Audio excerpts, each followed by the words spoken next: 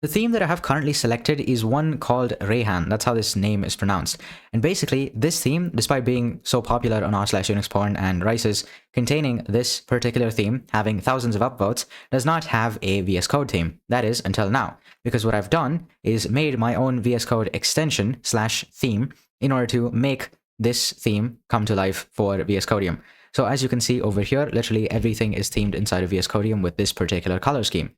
If I wanted to show you the colors, this is what they look like. Okay, ta-da. These are the colors, and they're the exact same colors that are being used over here as well.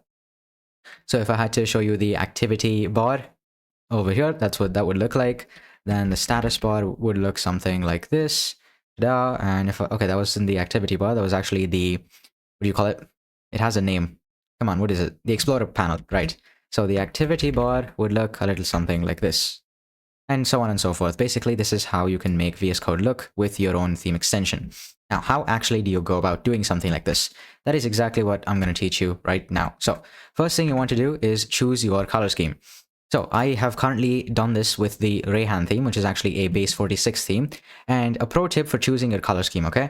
The more colors that you have, the better. And if you want a couple of ideas as to what themes that you might like, install NVChat, okay? NVChat is basically a NeoVim distro. And look through the theme section using the telescope. These themes are perfect because they're base 46 themes, which means that they have 46 colors that you can work with. And because we're actually going to be theming a text editor, it is much more beneficial for us to work with 46 colors than 16 or 8, which is why I would strongly urge and encourage you to pick up a base 46 theme like the ones that you're seeing right over here. Even if not this one, just go over to a website that has base 46 themes. Make sure that you can copy and paste the colors, basically extract the colors, and just make sure that you have that color scheme ready because we're going to be using it in just a second. So the one that I've picked right over here after testing all of my different themes that I have right here is going to be Rayhan, of course, which is the currently selected theme.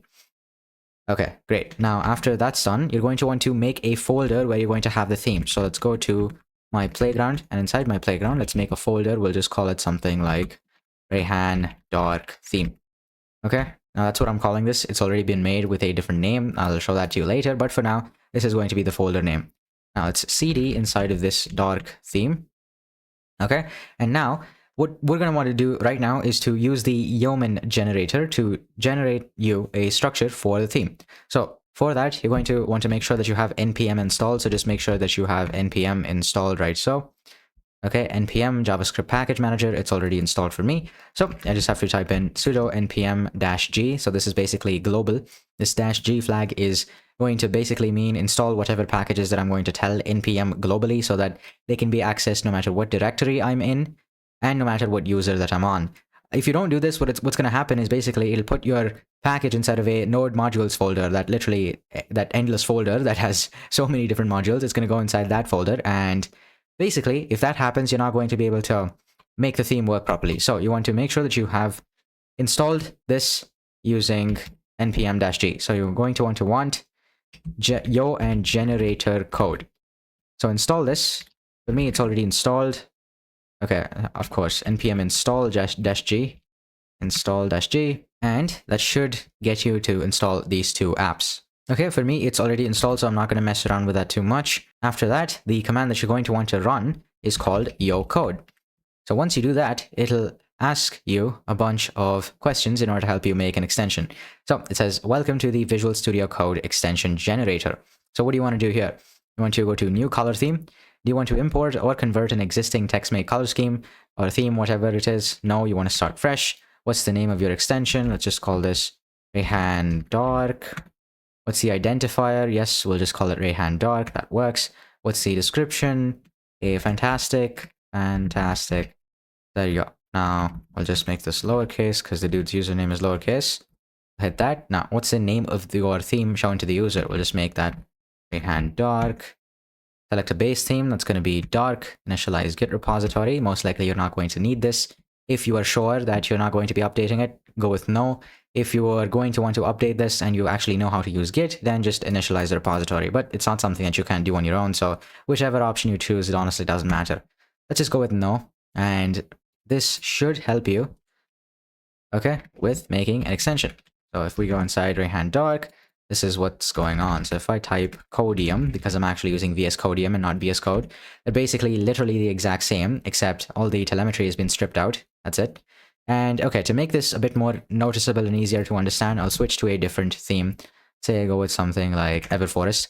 And by the way, if you want to learn how to make theme switchers like this one and Weber layout switchers like this one as well, you can go ahead, click the first link in the description and check out Hyper Accelerator. It's the program, that's the first link in the description, that basically teaches you how to do stuff like this from scratch. So if I just show you that, okay, inside of the system reforging section right over here, if I scroll all the way down, okay, there's sections like desktop dynamism, which allows you to convert your Hyprland Wayland compositor into a fully fledged desktop environment. And not just that, but then there's also the theme switchers module, which is the basically best module of this entire program. So here I cover what theme switchers actually are, the different kinds, how to set up wallpaper-based theme switching, custom theme switching, basically the entire thing. All of it from scratch in 2 hours, which took me over a week to put together. So in this module right here, I also show you the code and the structure of how all of this stuff is supposed to work. And if you want to learn how to make something like this without copying anybody else's dot files and then going and begging the maintainers whenever something breaks for help, right? You can go ahead, click the first link in the description and check out the program. Now, what are we going to do here? So we already have whatever we're going to want to need, okay? So package.json, this is just basically going to define the stuff that we're going to have to require, okay? Like contributes, all that stuff, categories, engines, what engine this extension is supposed to be running on. Here, you can change your description, whatever. Great. Now, as for the theme itself, if you go here, we're going to notice that this is the default VS Code theme. By default, I mean the theme that you're going to find if I go to .plus. This is the current theme that's actually being displayed right over here. Now, to change this, how are you going to change this?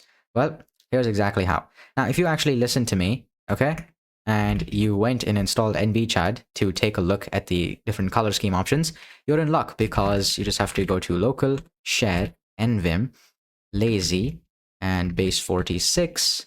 Inside base 46, you want to go to Lua base 46, and you will find that inside of this themes folder, you have literally every single Lua file that you could want that is going to contain all of the colors for any theme that you previewed.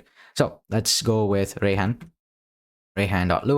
And inside of here, we have a bunch of different colors. So 30 colors that are going to be used for the syntax inside of NeoVim, 16 colors that are most likely to be used inside of your terminal, which is absolutely perfect. Now, here is where we're going to do something very, very interesting, and something that you're most likely going to want to do with me and follow along, unless you have a lot of time and a lot of patience combing through 600 odd lines of code in order to change a couple of colors, okay? So follow this very carefully because this is very important. You're going to want to copy this, make sure that you have all of these colors copied, and you're going to want to open your browser, go to chatgpt.com, or basically any AI. You can use Perplexity, ChatGPT, Claude, Gemini, Grok, whichever AI that you want, okay? It basically needs to be an AI that can understand what you're talking about and perhaps help you substitute a couple of things. Now, what you're going to want to ask it here is basically something like this. So you give it the syntax of this JSON file, okay? So what's going on over here? Ta-da. Now, here's what you're going to say. Here is my theme.json file, and then you're going to want to actually paste the JSON file first. The order doesn't really matter. You just need to give both files to it. So you can say, here's my JSON theme file. Here are my themes colors. I'm trying to port over to VS Code, and then you can give it the colors. So this is the part where you're going to want to copy all of this and put it inside here. Perfect. Now, what you want to ask it is basically substitute the colors inside the Lua file. Wait, no. Yeah, basically something like that. That's what the sentence is trying to say. Substitute the colors inside of the JSON file with the colors that are present inside the Lua file. Once you say that, basically the entire work of combing through 600 odd lines of code and changing every single color is going to be done by the AI. Now, here it says below is your same theme.json, but with all colors substituted to use the palette from your Lua file, which is exactly that we want. So this is going to describe your color mapping briefly. And apart from that, it's going to go through every single color that you could want and just substitute accordingly. Now, there are still a couple of other things that you're going to want to change, because what I did was, let's just switch the theme so you can see what I'm talking about. Okay, now for Rayhan, what I personally did, if I open the settings.json, not settings, but this file basically, config, no, VS Code OSS, because it's an extension, it'll be somewhere inside here. Okay, so inside this folder, themes, okay.